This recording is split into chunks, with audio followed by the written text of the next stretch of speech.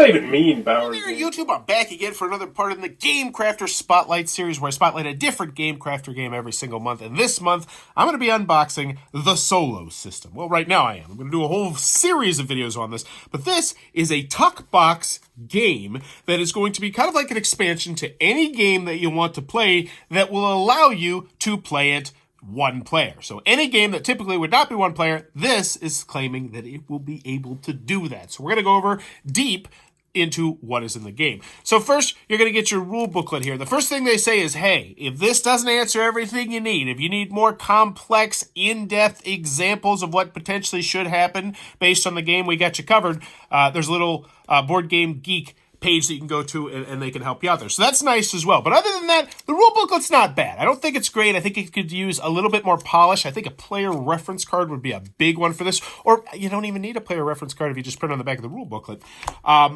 But that's more for the review. But this is a deep unboxing, so let's just get into it. So the rule booklet, it's nice, but you're going to get 4 different types of cards: personality, probability, strategy, and tactics. Now, you also have some extra cards right here. These are personality cards. I say these are for the experts, so if you end up getting this, Gamecrafter link down below, by the way, tell them Bowers Game Corner sent you.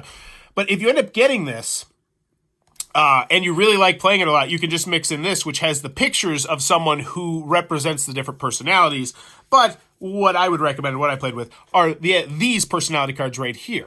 So how this works is we're going to go over all the different cards. So essentially, you set up a game, just like it's a 2-player game, but you're there and this is on the other next to you.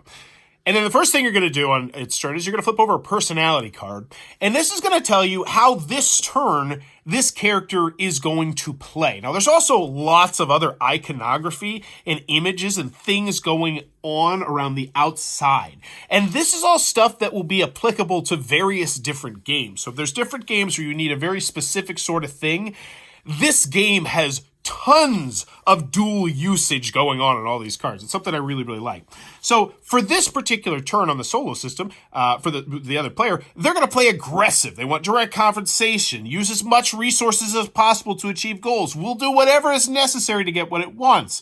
It's going to take contested areas. It's going to sit in the middle of the board, daring you to come at it. So it has pretty much, for this turn, this is the play style that it's going to have, which is really interesting. Just from a gameplay perspective, because when you're playing against someone, typically they might have a strategy and they generally tend to go with that strategy and then you adjust accordingly. However, with this, and then there's a bunch of same as last cards as well to try and make it more consistent.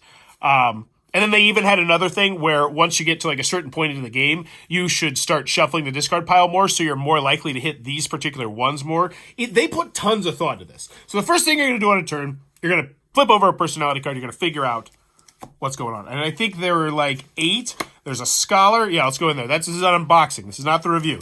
Capitalist, defender, risk taker, copycat, builder, opportunist, expansionist, and specialist. So there's a whole bunch of different style ways they're going to play on that turn. So then you think about what that style play would do in your particular game. So let's say if you're playing, just name a popular, like Ticket to Ride. So if you're playing Ticket to Ride and it says, hey, you are just going to focus on, taking things. Well, then you would immediately just take something big. So it's like, oh, I got 6 blue cards. Bam, I'm taking that right there. Maybe it's not going to help me out necessarily, but I'm going to find a way later on in the game to make it help me out. And so that would be the aggressive move you'd do. And then you'd say the probability of someone, a real person, actually doing that move. And then we get to the probability cards. And you'd say, yeah, they probably would do that because there's 3 choices: either probably, unsure, or probably not. And then you flip over a card, and if they were unsure, it would be a yes. On this case, anything, they're just going to do it. And these cards are kind of weird because sometimes they'll be like yes, then they'll be like no. You say I think they probably would do this move. They're like no, and then you have to think of a different move. And it's just really interesting because typically, I imagine if you're playing this game, the Solo system, you're playing a game that you really enjoy and you want to play more of. And the Solo system allows you to see someone playing a game that is just not what you typically expect to see and the outcomes of playing in that way. And I kind of like it. I kind of like that. I'm not going to lie.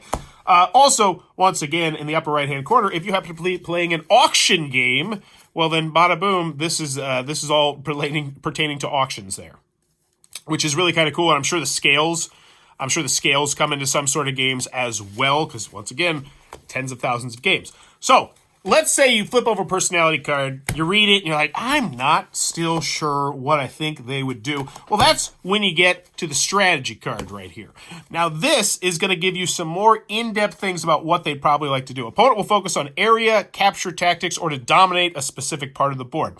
So once again, if you're playing Ticket to Ride and you were like, I'm not sure what they do, they say, okay, well, they already have a whole bunch of stuff up here, so they're just going to keep connecting up here, so potentially they could block it off or something like that. So you can, and they have 3 separate phrases here, and you can really kind of read into it a little bit more and hopefully get yourself an idea of what the solo system should do. It's kind of a genius. And then, last but not least, we have the tactic cards, which go an extra layer in depth, but these ones are more, and they mentioned this rule booklet, for games where things are going to be moving around the board. Like if you're playing Risk or something like that. A game of that ilk, where dude's on a map, and it shows you different quadrants on the map, who they're going to target, their objectives for this turn, the tactics, so building things up, special tactics, whatever that be, heal/attack. So they give you lots of different stuff here. And there you go. That's a deep unboxing of the solo system. It looks like it might be your cup of tea. Be sure to check out the Gamecrafter link. Also, if you want to see more with the solo system, because I'm going to be doing a gameplay video, I'm going to be doing a setup, which for this one, how am I going to do that? And then they will do a review on this one as well. But if you're enjoying the content, please be sure to click on that subscribe button down below, as I'm trying to reach 17,000 subscribers in 2023 to make it my biggest year ever.